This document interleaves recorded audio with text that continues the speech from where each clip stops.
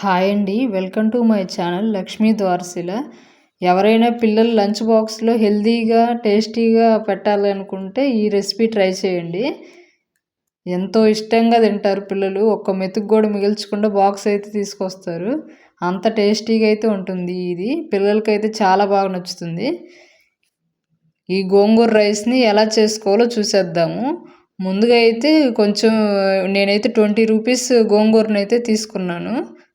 2 కట్టల గోంగూర అయితే వస్తుంది. దీన్ని అయితే నీట్గా ఆకులు తీసుకొని కడిగి ఉడికించుకోవాలి స్టవ్ మీద. జస్ట్ ఒక 5 మినిట్స్ ఉడికించారంటే ఉడికిపోతుంది. వాటర్ ఏమో యాడ్ చేయని అవసరం లేదు, గోంగూరలోని వాటర్తోనే ఉడికిపోతుంది. ఇలా మూత పెట్టి ఉడికించారంటే జస్ట్ 5 మినిట్స్లో గోంగూర అయితే ఉడుకుతుంది.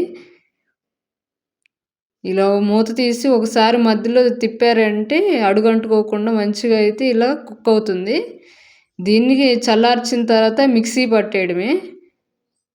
మిక్సీ పట్టేసి మంచిగా గోంగూర పేస్ట్ అయితే తీసుకోవాలి మనము.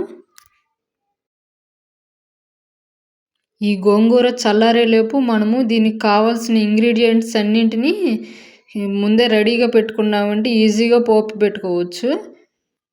మనం ఎప్పుడైనా పోపు పెట్టేటప్పుడు అన్నీ రెడీగా పెట్టుకున్నామంటే వంట చేయడం అనేది ఈజీగా అవుతుంది. ఇక్కడైతే నేనేమి ఇంగ్రీడియంట్స్ యూజ్ చేశాను చూడండి.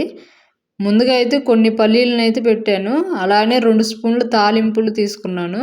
ఇక్కడైతే పచ్చిమిర్చి యూజ్ చేయట్లేదండి, నేను ఎండుమిర్చిని యూజ్ చేస్తున్నాను. పిల్లలు కారం అంటారుగా, అందుకని ఎండుమిర్చి తీసుకున్నాను ఒక 5. అలానే కొంచెం జీడిపప్పు, సన్నగా కట్ చేసుకున్న వెల్లుల్లిని అయితే కొన్ని తీసుకున్నాను. అలానే కొంచెం కరివేపాకు కూడా. ఇక్కడైతే మనం పోపు వేయకముందే రైస్ని అయితే చల్లార్చి పెట్టుకోవాలి. ఒక బౌల్లో తీసి పెట్టుకోండి. రైస్ని బాగా పొడి పొడిలాడుతూ మనకి ఈజీగా అయిపోతుంది. ఇలా ముందైతే రైస్ని చల్లారబెట్టుకోవాలి. ఇంక పోపు అయితే స్టార్ట్ చేద్దాము.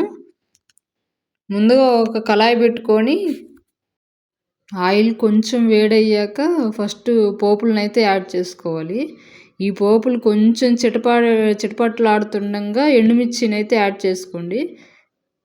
మీకు పచ్చిమిర్చి కావాలంటే పచ్చిమిర్చి అయినా యాడ్ చేసుకోవచ్చు. అలానే వెల్లుల్లి, జీడిపప్పును కూడా వేసాను. ఇక్కడ జీడిపప్పు అనేది ఆప్షనల్ అండి, మీ ఇష్టం, అది యాడ్ చేసుకోకపోయినా పర్లేదు.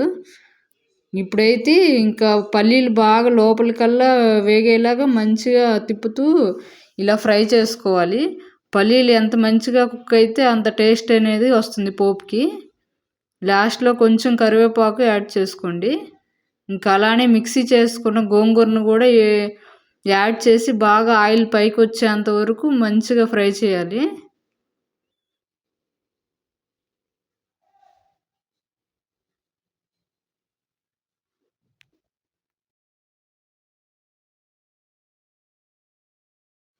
ఇలా గోంగూర బాగా కుక్ అవుతున్న టైంలో దీనికి సరిపడా కొంచెం సాల్ట్ని అయితే యాడ్ చేసుకోవాలి.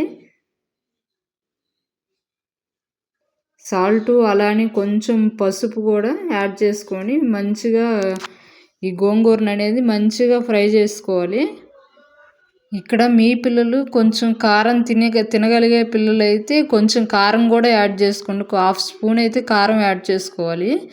ఇక్కడ మా పిల్లలు అయితే కారం అంత ఎక్కువ తినరని నేను ఈ ఎండుమిర్చి కారంతోనే సరిపోయింది. పిల్లలకు కొంచెం రైస్ కలిపిన తర్వాత మళ్ళీ కొంచెం కారం వేసి అయితే మళ్ళీ ఫ్రై చేసుకొని పెద్దవాళ్ళు కూడా తినవచ్చు.